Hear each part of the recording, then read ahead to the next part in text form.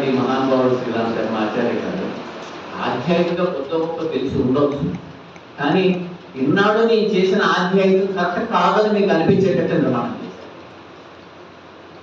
అసలు ఆధ్యాత్మిక తెలియదు, ఏదో తిరుగుతూ ఉన్నాను అనే క్వశ్చన్ ఆ మనసులో కలుగుతుంది. ఇక్కడికి వచ్చిన అడుగులో మరి మీకు అలాగే ఎంత కలిగిందో నాకు తెలియదు. ఇలా చూస్తేనే ఆయన గురుగారు 6వ సంవత్సరం వచ్చేటప్పటికే వేదాలని సున్నగా తీసేశారు. ఎందుకంటే కారణం జరుగుతుంది. తర్వాత 8వ ఏట మన సనాతన ధర్మం ప్రకారం 4 వర్ణాలు ఇచ్చారు ఋషులు. ఏమి వర్ణాలు? బ్రాహ్మణత్వం, వైశ్యం, క్షత్రియం, శూద్రం. తర్వాత 4 ఆశ్రమాలు ఇచ్చారు: బ్రహ్మచర్యం, గృహస్థం, వానప్రస్థం, సన్యాసం. అంటే మెయిన్ మనం ఏ వర్ణాల్లో ఉన్నాం అక్కడ జీవించాలి. మీ అందరూ తెలిసే ఉంటుంది. మన భారతదేశాన్ని జాతీయ నిలబెట్టాలని, తర్వాత స్త్రీకి వేద సంస్కృతిని ప్రబలంగా తెలియపరిచిన వ్యక్తి తెలిసే ఉంటుంది మదన్ మోహన్ మాల్యా గారు దగ్గర గురుదేవ్ శ్రీరామ శర్మ ఆచార్య గారు ఆయన దగ్గర తీసుకెళ్ళి, ఆయన నా బిడ్డ నీ దగ్గర తీసుకెళ్ళాడు.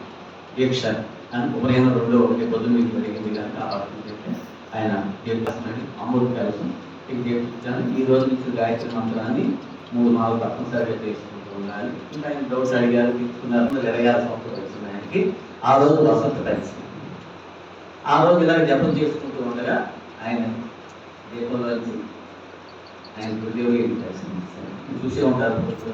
గాయత్రి మంత్రం చోటే దిగంబరంగా ఒక వ్యక్తి నిలబడి అంటే పడిపోతూ ఉంటాయి కదా. అవునా? ఆయన దీపంలో వచ్చేటప్పటికి చిన్నపిల్లవాడు కదా గురుదేవుడు. అంటే దీపంలో ఎవరో వచ్చారు ఇంటికి గోధుమలు వేయాలని భయపడుతుంటే అప్పుడు గురుగారు దాదా గురువు అంటాం ఆయన పూర్తి దర్శనం ఇచ్చారు. అప్పుడు ఆయన గురుగారు చూసి ఎలా ఉన్నారంటే పూర్తి దిగంబరంగా ఉన్నారు, లకాదారుడై ఉన్నారు. ఆయన ఇంకా భయపడుతూ ఉంటే అప్పుడు చదువుదారుడై ఉన్నారు. గత 3 జన్మల నుంచి నువ్వే నాకు శిష్యుడివి, గత 3 జన్మలు నేనే నీ గురువుని, ఈ 4వ జన్మ నేను పుట్టించుకొని నీకు వేడకుంటలాగా పట్టుకున్నాను. అంటే గురువులే శిష్యులు పట్టుకుంటారు అనడానికి ఈ మహానుభావుడు అయినా ఇంకా నేను భయపడుతూ ఉంటాను. అప్పుడు గురుదే ఫస్ట్ జన్మ 11వ శతాబ్దం సంత్ కబీర్ దాస్ గురువు, 2వ జన్మ 16వ శతాబ్దం సమర్థ గురు రామదాస్, ఛత్రపతి శివాజీ గురువు, 3వ జన్మ 19వ శతాబ్దం శ్రీ రామకృష్ణ పరమహంస, ఈ 4వ జన్మ ఈ శ్రీరామ. ఫస్ట్ నేను ఈ జ్యోతిలోనే నీకు దర్శనం ఇచ్చే కనుక చేయాలి. 1660 × 108. అది కూడా రాత్రి 12 గంటలకు సూర్యుడు ఉదయించేటప్పటికి అయిపోవాలి. పక్కన మళ్ళీ కొన్ని పనులు చెప్తాను.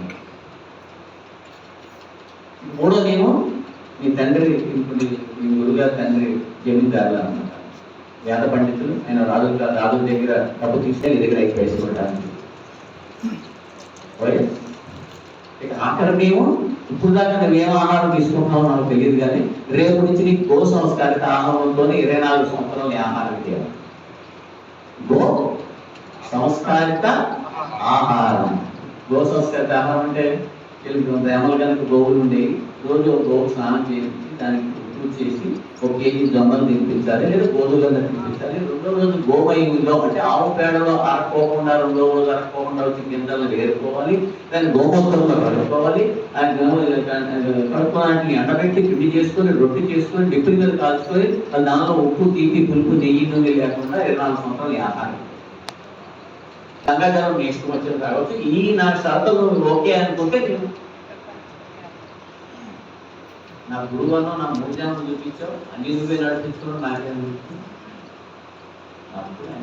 ఆయన ఇప్పుడు నీకు అన్ని ఒప్పుకున్నావు. నీకు అని చెప్తాను చూడు. ఇవాళ ఈ యొక్క రేపు నుంచి మొదలుపెట్టి 24 సంవత్సరాలు ఈ ఆహారంతో రోజుకి 66 మానవ చొప్పున ఇదే ఆహారంతో నువ్వు దాన్ని చేసి గాయత్రి స్థితి పొందగలిగినాను. అప్పుడు మీకు తెలియదు, నేను అన్ని నీకు దర్శనం వేస్తుంటాను, నీ చేత పనులు చేస్తుంటాను, హిమాలయ పర్వతాలు తీసుకెళ్తాను, భగవంతుడు నేను తప్పని తీసుకెళ్తాను, అన్ని ఎక్కడెక్కడ తీసుకెళ్ళి ఇంకా శక్తివంతులు చేసుకుంటాను. అట్లా 1926వ సంవత్సరం నుంచి జపం ధ్యానం చేసుకుని మధ్య దర్శనం ఇచ్చాడు. వేరే పనులు మనకు అప్పుడు స్వాతంత్ర పోరాటం జరగబోతుంటే నువ్వు గాంధీ గారి సఫలత దర్శనకి వెళ్ళి ఆయన పెట్టబోతాడని చెప్పి గురుగారు ఆయన వచ్చి నీకు సాధన మొదలు పెట్టాలి. కానీ సాధన మొదలు పెట్టి మళ్ళీ వివాహం చేసుకుని నువ్వు సాధన మొదలు పెట్టాలి. అంటే ఇప్పటికే 3 సంవత్సరాలు నాకు రేట్ శిక్ష సబర్మతి ఆసుపత్రి అయ్యి మళ్ళీ నేను 24 సంవత్సరాలు గాయత్రి స్థితి పొందాలి. నేను వివాహం చేసుకుంటే వివాహం చేసి సాధన చేయలేను, బ్రహ్మచర్యగా ఉంటే సాధన చేస్తే నేను తొందరగా సిద్ధి పొందగలను గాయత్రి అంటే. గత 3వ జనం చూపించాను. రామకృష్ణ పరమేశ్వరం శారదామాతను తల్లిగా ప్రమోహం చేశాం. ఆమె పలానా ప్లేస్లో జమీందారు వృత్తిలో మాత భగవతి దేవుడు పుట్టింది, నిన్నే ఎత్తుకుంటూ వస్తారు, సారంలోనే ఉండగా వివాహం చేసుకోవాలి, సారంలో ఉండే సంస్కారం చేయాలి, సారంలో ఉండే పిల్లలు కావాలి, సారంలో సంసారం చేసుకునే పిల్లలు అంటూ గాయత్రి స్థితి పొందాలి. బ్రహ్మచర్యగా ఉండి గాయత్రి స్థితి పొంద విశేషణ, సంసారంగా ఉండి గాయత్రి స్థితి పొంది నీకే వదిలేస్తాను అప్పుడు ఆయన రేపొద్దు మీకు దర్శనం ఉండొచ్చు కొడుకు మంత్రులు ఉన్నారు. తర్వాత 1953లో ఈయన మీకు నన్ను వెళ్ళారేమో ఎంతమంది గురువు గారు రూమ్ ఇస్తారని చెప్పాను. ఎంతమంది వెళ్ళారు? 4 గారు